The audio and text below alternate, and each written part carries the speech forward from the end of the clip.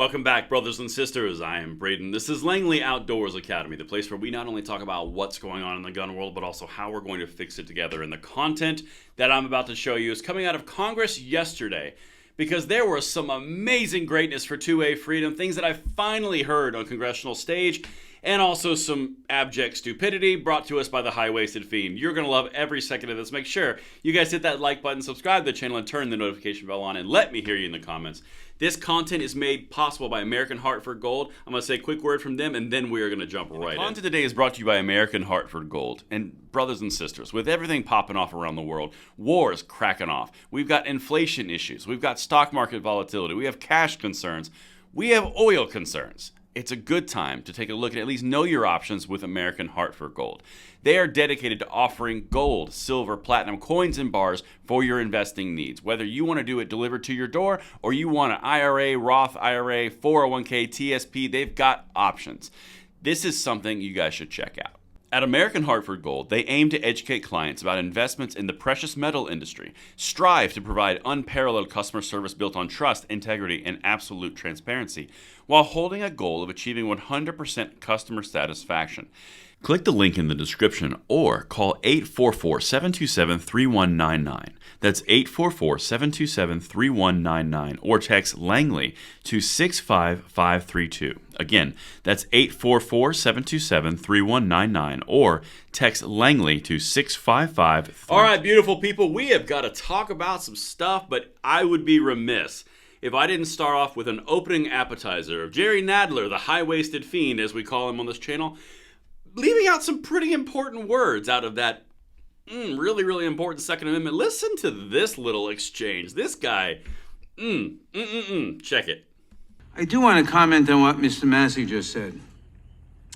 The Second Amendment reads, quote, a well-regulated militia being necessary for the security of a free state, comma, the right to bear arms shall not be infringed. It is clearly a right.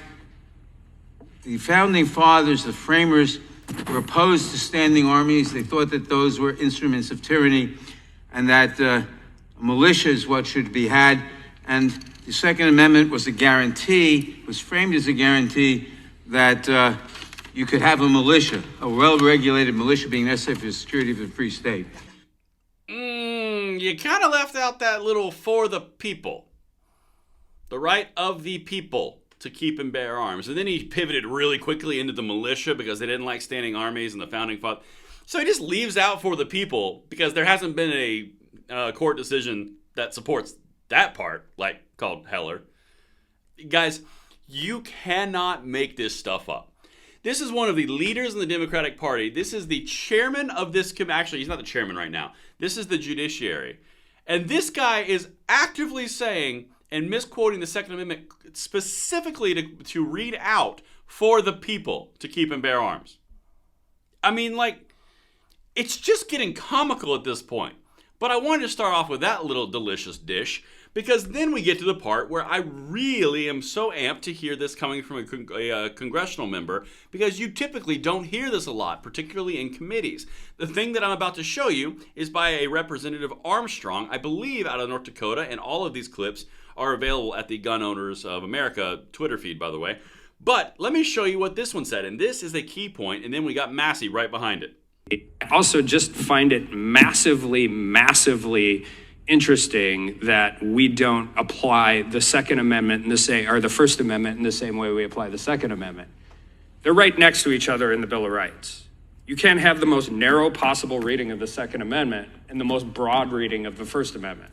Because if we did that, if we applied the Second Amendment analysis that a lot of my colleagues on the other side of the aisle would like to apply, and we applied that to the First Amendment, the only thing that would be protected were printing presses. Like, you can't have a different analysis of two amendments in the Bill of Rights that are right next to each other. You either have to agree that they adapt and modify to common times, or they don't. But you can't say the Second Amendment doesn't adapt to modern times, but the First Amendment does. And that is functionally what we have done, and we continue to do in this process, and it's fascinatingly intellectually dishonest. Perfect. Absolutely perfect. You can't pick and choose and apply a very narrow reading of the Second Amendment, but then a broad reading of the First Amendment. They're equal rights. That's what he's getting at. You can't just say, because I don't like one, I'm going to have the ultimately narrow reading that we only have things back in the day. We didn't have anything modern. But then in the First Amendment, it applies to everything modern. He is dead on. And I love to see it, because you do not hear congressional members arguing in this manner. They usually go to the well-known rhetoric standpoints of you can't infringe on your Second Amendment rights, you can't do this, you can't do that. This guy actually applied a equivalency to what the Democrats on the left were doing around gun control, and they applied it to the First Amendment, which is what we've done a lot on this channel between me, Tim, and Katie. Second Legacy for me and Tim, and Katie's channel, Stone Second Sense, and this one, where you're tying. Imagine if what they're doing to the Second Amendment right now were applied to the First Amendment. There would be uproar. He's finally saying it, and I'm here for it and I love it. But now, let me get over to Massey, because Massey also said something that strikes pretty key right with some things that the Democrats are doing across the nation, particularly at the state level. Listen to this. Support the bill, but the problem is, here we are carving out special rights for people that carry a badge, when in fact these are rights that were enshrined, protected, given to us by God, but protected by our founding fathers in the Constitution, a document that we've sworn an oath to defend and uphold. So I will just close by saying I'll support the bill, but we need legislation that goes further to state what is inherent in the Constitution. I yield back. So Massey just hit on something that I think we need to address in a small segment here. I've got the rest of his expansion later. But you can't give certain special rights to a special class of people because they have a badge. The rights of the people were to the people, not to the police or to law enforcement.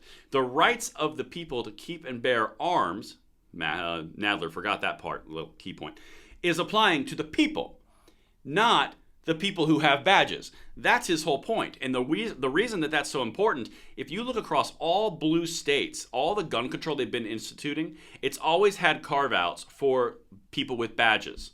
You can always have all the Glocks you want because they can be converted into machine guns because that makes them evil. But unless you have a badge, that's New York State. Just happened this week. The left consistently does that, and that's why I wanted to hit on it. Let me know what you guys think in the comments below, and I will see you on the next one. I'm Braden. See you later.